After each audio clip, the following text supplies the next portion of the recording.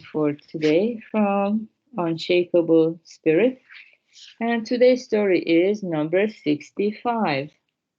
All boats travel to gain honor or profit. Once there was a palace on a mountain top overlooking China's great river, the Yangtze. From the palace, hundreds of boats could be seen plying the river each day. One day the emperor idly asked his chancellor, "How many boats do you think travel this river in a day?" The chancellor's reply was instant.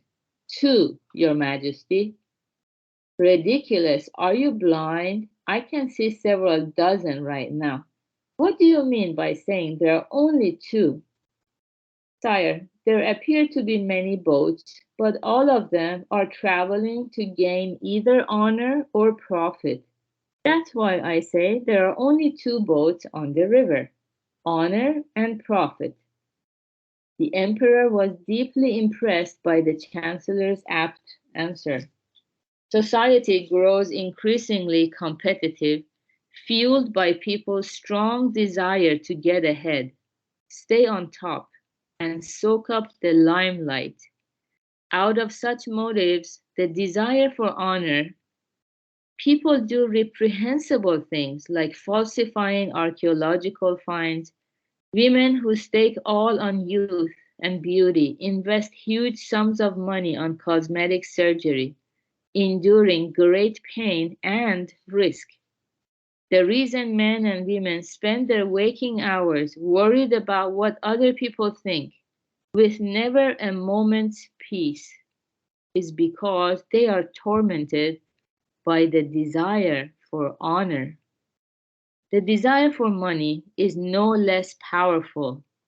Here are two stories that illustrate the hold that greed has on people. One hot summer day, an old man went to retrieve a watermelon cooling in the well, lost his balance and fell in. His shocked wife hired a young man from the neighborhood to come and rescue him.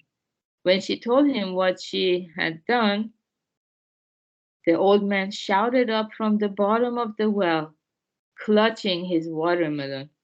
"How much are you paying him? Get him to lower his price."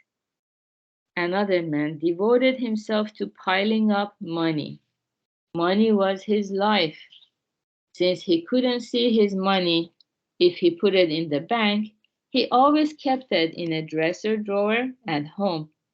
He lived for the times when he came back after a hard day's work, went upstairs, and spread $100 bills over the floor just to gaze upon them.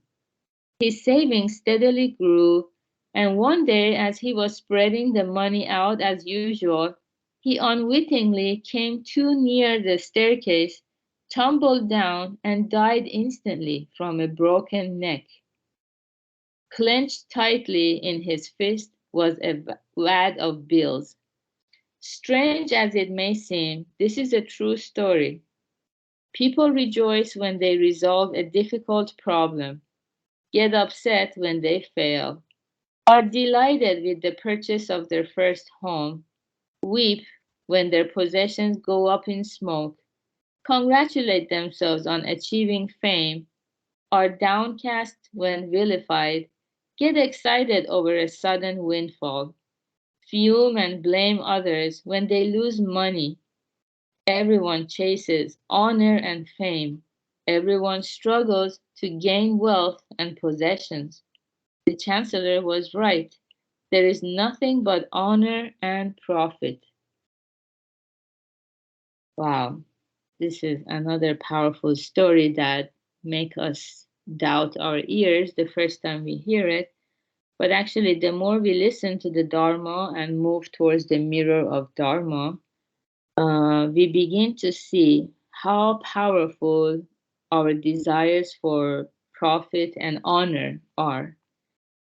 And the good news is this awareness we gain by moving towards the mirror of Dharma or Buddhism, it will help us not to become a slave to our own desires. But unfortunately, most people, they are so caught up in this cycle of being so thirsty with these desires for wealth and honor that they don't even see themselves what they're doing. Just like a dog chasing its tail, they're trapped. Yeah, we've been talking about the vexatious trap. It's a trap. They cannot get out of it if they don't have any awareness.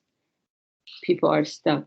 And for the sake of a little bit more money, a little bit more honor, they start wars, they harm or say nasty things to their neighbors or family members. They break their hearts, and then they themselves feel very lousy and regretful.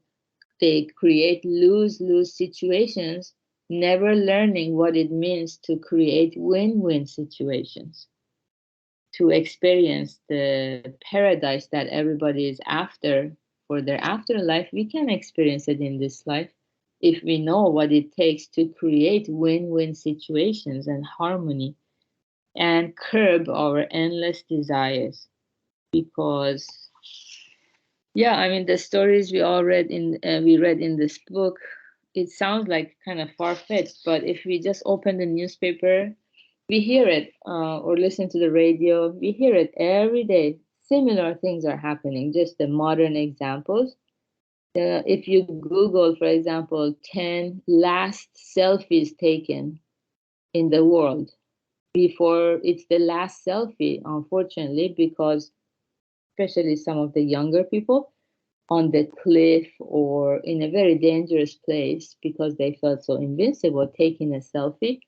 And that became the last picture they ever took because they lost their balance. Someone brought this to my attention, and when I Googled it, it was true. It's very sad, and we all have this potential. So by listening to the Dharma, we try to raise our awareness, discover the joy of being alive. Yeah, the famous poet Rumi says, "You are gold, but you think you're copper." Or even worse than copper, I don't know, like tin, aluminum or something inexpensive. We don't know our own true value, so we kind of waste it. But listening to the Dharma, we discover this joy. Imagine if you already have a lot of gold. It's the intangible asset of gold. The joy of being alive as a human being. If we rely on that joy, we don't need to become so thirsty and slave to our endless desires that bring us and people around us suffering and darkness and regret. Yeah, so that's the beauty of learning the Dharma. We discover that joy, and that's how we can do something about this vexatious trap. So, good job, everyone, for being here. Obviously, practicing recitation meditation is approaching the mirror of Dharma. So I'm very happy to be able to do this practice with all of you here. Today is Saturday, so we're going to have the Happiness Lab at 10 a.m. Pacific time. And also in the evenings, we do the webinar, listening to the webinar. And yeah, if you qualify for it and you don't have the link, feel free to reach out. And I will try to post some questions about the webinar that encourage us to look for the answers as we listen to the lecture. So good job and have a beautiful start of your week, everybody. Bye.